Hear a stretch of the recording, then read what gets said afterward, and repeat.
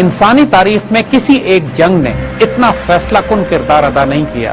جتنا جنگ یرموک نے ادا کیا۔ اس بات میں کوئی شبہ نہیں ہے کہ آج جو تاریخ مرتب ہوئی ہے دنیا میں، اس کا تمام تر، اس کی بنیاد، اس کی جڑ،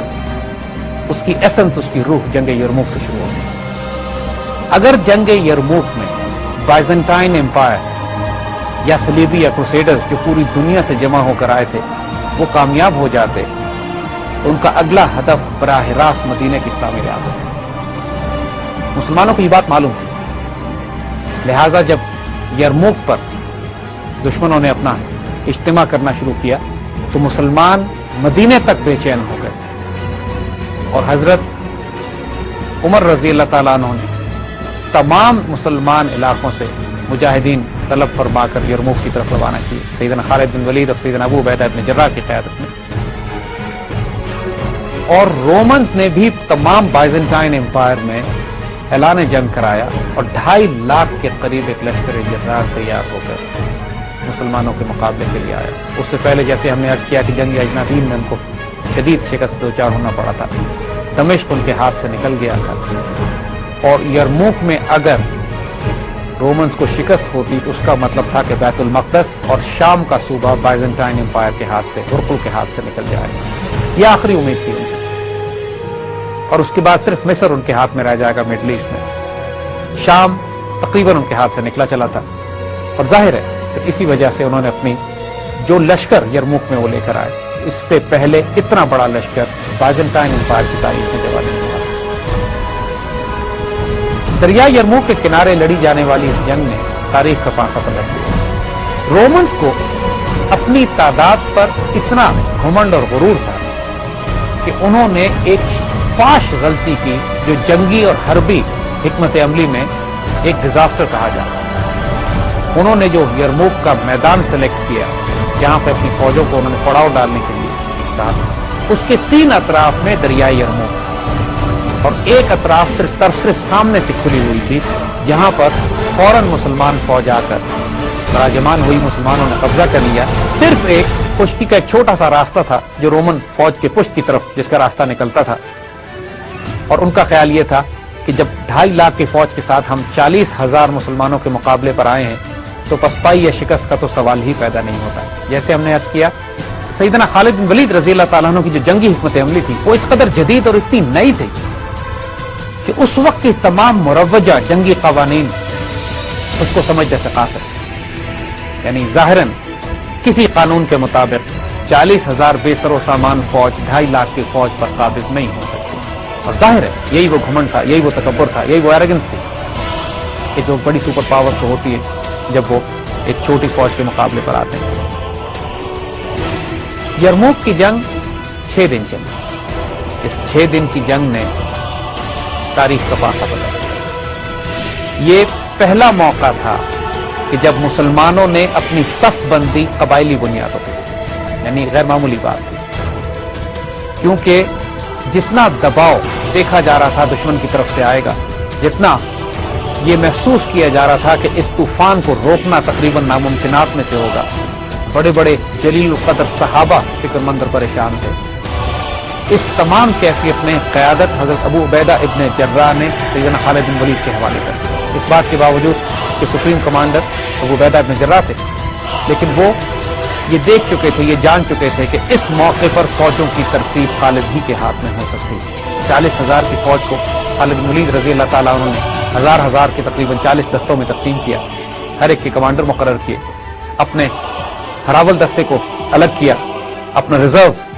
الگ قائم کیا، میمنا، میسرا، قلب، جو رائٹ لیفٹ ونگرز، سینٹرل، ان تمام کو ری آرگنائز کیا، اپنے کمانڈرز اپوائنٹ کیے، اور ایک ایسی جنگ کی تیاری کی کہ جو اس سے پہلے خود سیدنا خالد بن ولید رضی اللہ تعالیٰ عنہ نے بھی نہیں لڑی تھی۔ آئیے تھوڑا سا مسلمان فوج کے بارے میں بھی دیکھیں۔ 2.5 لاکھ تو رومنز ہیں، تقریباً 40,000 کے قریب مسلمان فوج، اس میں 1,000 صحابہ تھے، اور 100 کے قریب وہ صحابی تھے جو جنگ بدر میں شریک ہوئے۔ یہ بدری صحابیوں کی اتنی بڑی تعداد اس سے پہلے کسی ایک جنگ میں اس کے بعد جمع نہیں ہوئی تھی۔ اس جنگ میں اکرمہ بن ابو جہل کے بیٹے تھے، لیکن اللہ تعالیٰ نے ایمان کی دولت سے سرفراز کیا اور مسلمان فوج میں کمانڈر کے حیثیت سے متعین تھے۔ زرار رضی اللہ تعالیٰ عنہ اور ابو عبیدہ ابن جراح، خالد بن ولید، بڑے بڑے مجاہد، بڑے بڑے سپہ سالار، بڑے بڑے نام، یعنی اسلام نے اپنے تمام جگر گوشے اس جنگ میں شامل کر دیے تھے۔ اور یہ تھریٹ مسلمانوں کو معلوم تھا کہ اگر یہاں پہ اللہ نہ کرے شکست ہوتی ہے تو پھر براہ راست رومن اپنا انتقام لینے کے لیے مدینے کی طرف چڑھائی کریں گے۔ بائزنٹائن امپائر نے پہلے ارادہ یہ کیا تھا کہ جس طرح مسلمان دستے پورے شام میں مختلف جگہوں پہ بکھرے ہوئے تھے اور ان کا ارادہ یہ تھا کہ بہت بڑی طاقت لے کے مسلمان دستوں کو گھیر لیا جائے اور ایک ایک کر کے ان کو اناہیلیٹ کیا جائے، ختم کیا جائے، یہی حکمت عملی خالد بن ولید رضی اللہ تعالیٰ عنہ نے جنگ یرموک میں رومن فوج کے خلاف اپلائی کی۔ مسلمانوں کے پاس ظاہر ہے کیولری تھوڑی تھی، تقریباً 10 یا 12 ہزار کے قریب سوار تھے، باقی پیادے تھے، اور رومن فوج تقریباً 2.5 لاکھ کا لشکر تھا۔ یہاں پہ صرف اس صورت میں مسلمان کامیاب ہو سکتے تھے کہ جب کیولری کو بہت ہی موبائل طریقے پہ استعمال کیا جائے، یعنی اس سے پہلے کسی جنگ میں اس طرح کیولری کو استعمال نہیں کیا گیا جس طرح سیدنا خالد بن ولید نے اس جنگ میں استعمال کیا۔ جنگ گھمسان کی اور شدید، اتنی شدید کہ لڑائی کے تیسرے دن حال یہ ہو گیا تھا کہ مسلمانوں کی صفیں اکھڑ گئی اور آرمینین فوج جو اپنے بادشاہ کی کمانڈ میں لڑ رہی تھی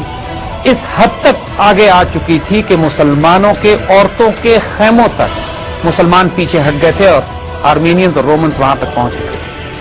یہ بہت نازک موقع تھا، اگر اس موقع کے اوپر تھوڑا سا اور دباؤ مسلمانوں پر پڑتا تو مسلمانوں کے پاؤں اکھڑ جاتے۔ یعنی پہلی مرتبہ اس پوری سیرین کیمپین میں مسلمان شکست کے اتنا قریب آئے، لیکن اللہ کی طرف سے تائید یہ ہوتی ہے کہ دشمن کے کمانڈرز، ان کے جنرل اس ایڈوانٹیج کو پش نہیں کر سکے۔ دشمن کی کیولری اپنی جگہ پہ رہی، دشمن کی کیولری فلینکنگ اٹیک نہیں کر سکی، اور جو انفینٹری نے، آرمینین انفینٹری نے جو پریشر بلڈ کیا تھا مسلمانوں کے خیموں پہ، مسلمانوں کی صفوں پہ، مسلمانوں کے سینٹر پہ، اس ایڈوانٹیج کو استعمال نہیں کیا جا سکتا دشمن کی طرف سے۔ لیکن اس سے بھی زیادہ جو غیر معمولی بات ہوتی ہے، اس مقام پر مسلمان عورتیں اپنے خیموں کے ڈنڈے نکال لیتی ہیں اور ان تمام مسلمانوں کو اور مجاہدین کو مارنا شروع کرتی ہیں کہ جو میدان جنگ کے پریشر سے پیچھے ہٹ رہے ہیں، اور عورتیں غیرت دلاتی ہیں مجاہدین کو اور مسلمانوں کو کہ واپس لوٹو اور جنگ میں شریک ہو جاؤ۔ اس موقع پر ایک فیصلہ کن موقع آ پہنچا تھا۔ اکرمہ بن ابو جہل بہت زور سے آواز لگاتے ہیں، من یبائی الموت، کون ہے جو موت پر میرے ساتھ بیعت کرتا؟ یعنی اب سوسائڈ آپریشنز کی باری آ گئی۔ حالات اس حد تک نازک ہو چکے تھے جس کو عام آج کی اصطلاح میں سوسائڈ آپریشن کہا جائے۔ بنیادی طور پر خالد بن ولید رضی اللہ تعالیٰ عنہ کی فوج کے 400 نوجوانوں نے حضرت اکرمہ بن ابو جہل کی اس آواز پہ لبیک کہا، اور یہ دستے پھر جس جاں فروشی سے، جس جاں بازی سے لڑے۔ اس موقع پر تاریخ نے دیکھا کہ جنگ کا پاسا پڑ لڑتا شروع ہوتا ہے، اور وہ پریشر جو مسلمانوں کے خیموں تک پہنچ گیا تھا آہستہ آہستہ اس کو پیچھے ہٹانا شروع کر دیا جاتا ہے۔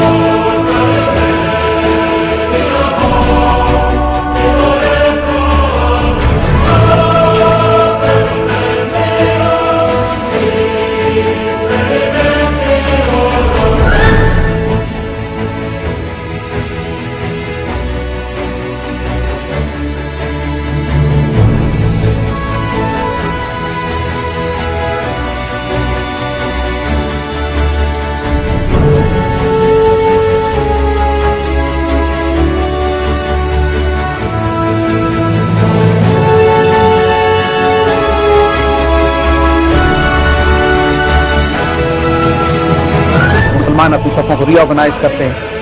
مسلمان اپنی کیولری کو استعمال کرنا شروع کرتے ہیں۔ خالد بن ولید رضی اللہ تعالیٰ عنہ پھر ری آرگنائز کر کے کیولری کو دشمن کی انفینٹری پہ اس طرح ڈالتے ہیں کہ انفینٹری دباؤ میں آ جاتی ہے۔ اور جب دشمن کی کیولری موو کرتی ہے مسلمان کیولری کو روکنے کے لیے، یہ کیولری ڈس انگیج کرتی ہے اور دشمن کی کیولری کو روک کر اس کو پیچھے ہٹاتی ہے، اور جب دشمن کی کیولری پیچھے ہٹتی ہے تو دوبارہ وہاں سے مسلمان کیولری ڈس انگیج ہو کے پھر انفینٹری پہ اٹیک کرتی ہے۔ موبائل کیولری کا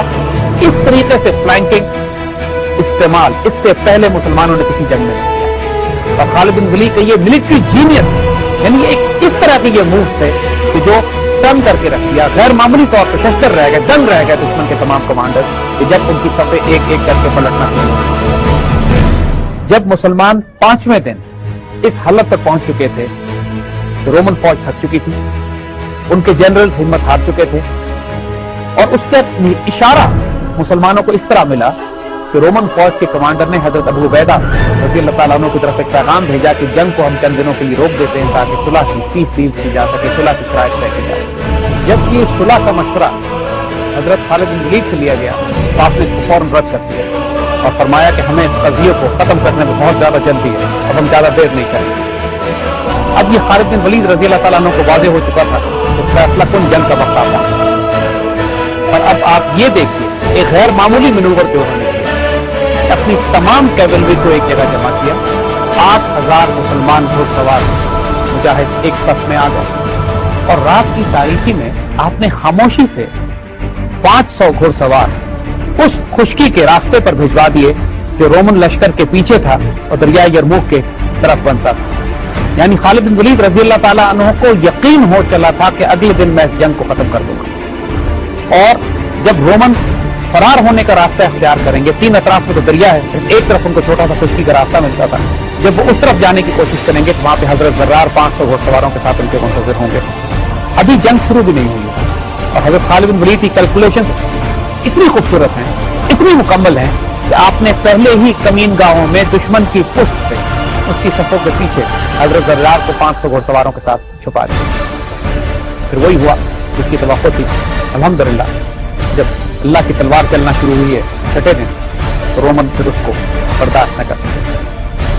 ہزاروں کی تعداد میں کاٹے گئے، تو دریائے یرموک میں گرے، تو فرار ہونے کی کوشش کی، حتیٰ کہ ان کا کمانڈر ان چیف بھی جنگ میں قتل کر دیا۔ اللہ کا خاص کرم نازل ہوا، مسلمانوں نے اور خالد بن ولید رضی اللہ تعالیٰ عنہ نے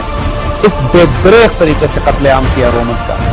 اس کے بعد ان کی کمر مکمل طور پر توڑ دی گئی۔ جب انہوں نے فرار کا راستہ اختیار کرنے کی کوشش کی تو آگے حضرت زرار اپنے 500 گھوڑ سواروں کے ساتھ ان کے منتظر تھے، انہوں نے وہاں ان کو کاٹنا شروع کیا۔ الحمدللہ حضرت ابو عبیدہ ابن جراح نے جب مبارکباد دی خالد بن ولید رضی اللہ تعالیٰ عنہ